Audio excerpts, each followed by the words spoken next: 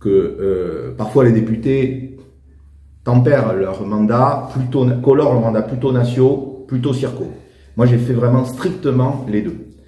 Évidemment, la circo, parce que c'est là qu'on a la légitimité, c'est là qu'on a le terrain, c'est là qu'on prend les sujets. Mais le mandat, il est national par définition, et donc c'est de porter les sujets à Paris, de faire entendre la voix des Hautes-Pyrénées, et de ne pas laisser le micro uniquement aux députés parisiens. Bon. Donc ça implique, pour ça, de travailler tout le temps, tous les jours, du lundi au dimanche, voilà, de temps en temps, que je fais, et que je fais avec passion. Donc à partir du moment où on fait les choses avec passion et avec plaisir, on peut travailler beaucoup, et on est là-dessus... pas de souci. Donc, sur la première question, en fait, ce qui se pose au niveau national, c'est une affaire assez claire. C'est qui au gouvernement de la République? Malheureusement ou heureusement, il y a 3 blocs. Et c'est vrai, pas qu'en France, dans beaucoup de démocraties occidentales, les choses se sont recomposées ainsi. Parce que les fractures qui traversent la gauche et qui traversent la droite sont bien plus fortes que la fracture gauche-droite qui traverse mon propre courant politique et mon propre groupe parlementaire. Donc je ne vous dis pas que le clivage gauche-droite n'existe plus, mais je vous dis qu'il est mineur par rapport à d'autres clivages, comme le clivage Paris-Province par exemple, ou les clivages qui transcendent la gauche. La gauche est fracturée en deux, entre ceux qui considèrent que le travail est une aliénation et qu'il faut travailler le moins possible, et ceux qui considèrent, plutôt une gauche social-démocrate, que le travail non seulement est facteur d'émancipation, mais surtout que c'est la vie des gens, c'est les emplois, c'est l'économie, et ça finance les services publics. Moi, je me reconnais, et je représente cette gauche-là, cette gauche social-démocrate qui existe, bien sûr, encore dans le pays, même si elle s'est trouvée un peu orpheline à un moment donné. Et puis, il y a une autre gauche, et moi je le déplore, et même je veux dire, je le dénonce, qui s'est fait complètement télésatelliser, si on peut dire, ou satelliser par la France insoumise. Qui est quand même, je dis pas tous les députés de la France insoumise, mais le parti, le dirigeant du parti, la France insoumise, flirte ouvertement avec l'antisémitisme, avec le communautarisme, avec le rejet des institutions. Et moi, je vous le dis, et les gens ici me l'ont dit combien de fois, on a honte de le spectacle qui s'est produit dans l'Assemblée nationale, à plusieurs reprises. Et sans doute que le score du RN aux européennes est une raison de la dissolution, mais celle-ci en est une autre, au moins aussi importante. Et je déplore et je dénonce que, malheureusement, une partie de la gauche qui était dans l'arc républicain, bien sûr le Parti socialiste en premier, les écologistes, les communistes se soient vendus pour des sièges avec une alliance qui est totalement contre nature avec la France insoumise par rapport à leurs propres valeurs et par rapport à ce qu'ils portent. Donc je ne confonds pas, si vous voulez, les gens. Mais la réalité, c'est que cette coalition NUPES, nouvelle formule, appelée Front Populaire, c'est juste indécent d'appeler ça Front Populaire. Bon. Mais enfin, ok. Cette nouvelle NUPES est une martingale électorale comme en 2022 pour maximiser le nombre de sièges sauvés, mais en aucun cas c'est une offre de gouvernement, puisque sur le travail, j'évoquais, mais sur l'énergie nucléaire, sur la politique étrangère de la France, les pro-OTAN, les anti-OTAN, les pro-russes, les Ukrainiens, excusez-moi du peu du clivage. Là, on n'est pas en train de discuter de savoir des ajustements variables sur des décisions fiscales ou de politique économique. Donc on a ces clivages. Donc ça veut dire quoi? De voter Front NUPES, nouvelle formule, c'est aller vers un mandat d'opposition pour les plus virulents, ou un mandat de témoignage, ou un mandat de, en tout cas, un mandat qui n'est pas un mandat d'action. En aucun cas. En aucun cas. Bon. C'est malheureusement un peu la même chose, c'est-à-dire qu'il y a une satellisation de la droite républicaine par le Front National, Rassemblement National. Alors bien sûr, les LR sont extrêmement divisés, et là encore, mais pas tout le monde dans le même panier. Moi, j'ai travaillé à la commission des finances combien de fois avec des députés comme Véronique Louwagie, Émilie Bonivard de la Maurienne pour défendre des financements sur le plan montagne. Et comme je le disais tout de suite aussi sur le PS, j'ai écrit une proposition de loi avec Gérard Le Seul sur l'accueil familial, député PS.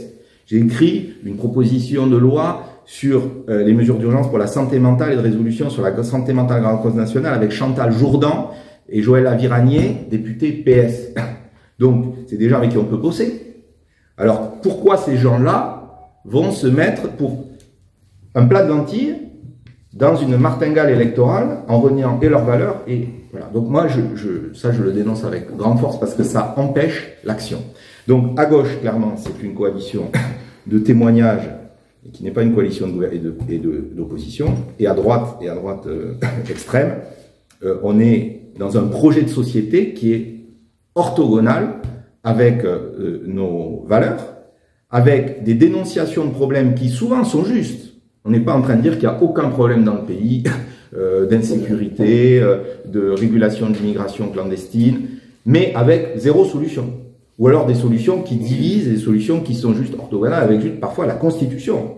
Quand on entend certains dire que c'est pas normal que la justice soit indépendante, on se pince quand même. Donc, faisons attention.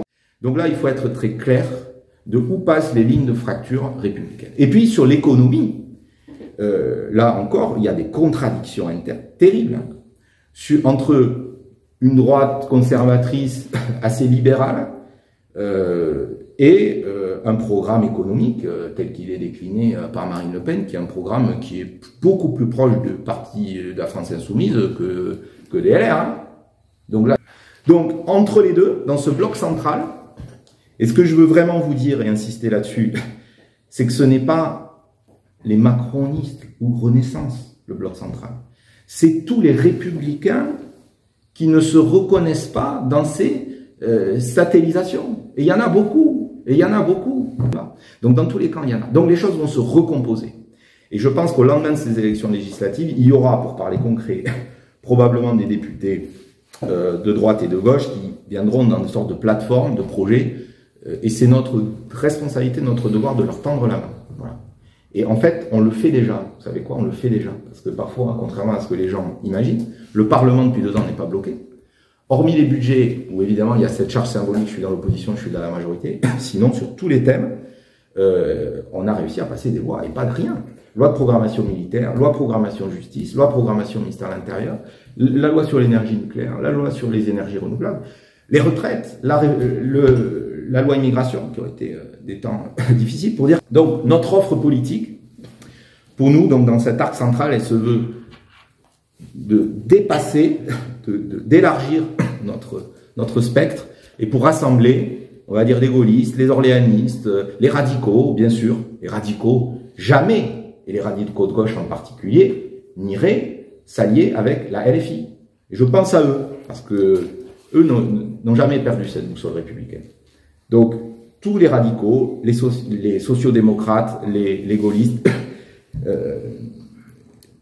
et la majorité présidentielle, on va dire, ensemble, pour bâtir un projet de gouvernement, pour être aux commandes du pays, en continuant, et puis en ayant aussi des remises en cause. Parce que si, évidemment, il y a cette colère qui s'exprime, c'est pas qu'on a tout bien fait, attention. Hein. Je crois que le président l'a dit. On voit bien ce qui nous est reproché. Parfois, un sentiment de déconnexion. C'est pour ça que c'est important d'être bien entouré, bien accompagné, et d'être sur le terrain 4 jours. De dire, est-ce que vraiment vous collez aux problèmes des Français? Donc je ne veux pas être trop long, parce que sinon, je vais passer 3 heures, mais sur 3 sujets. Sur l'économie, nous, on croit au travail. On veut ramener tout le monde à bord. On est à la moitié de l'arrivée du chemin. On est passé de 9,5 à 7,5. L'objectif, c'est d'aller à 5,5, 6% de chômage. On peut aller encore gratter un point. Plus on va s'approcher, plus c'est dur. Plus on ramène des gens qui sont loin, qui ont des freins périphériques, de logement, de mobilité, qui ont des problèmes de santé. Savez-vous que le coût indirect de la santé mentale, de la mauvaise prise en charge de la santé mentale, 160 milliards d'euros dans le pays liés à la perte de productivité parce que les gens ne peuvent pas travailler. Donc on ramène. Les gens au RSA, on essaye, on ramène. Formation, il y a eu comme jamais d'investissement là-dessus. Les apprentis, comme jamais, nos lycées pro.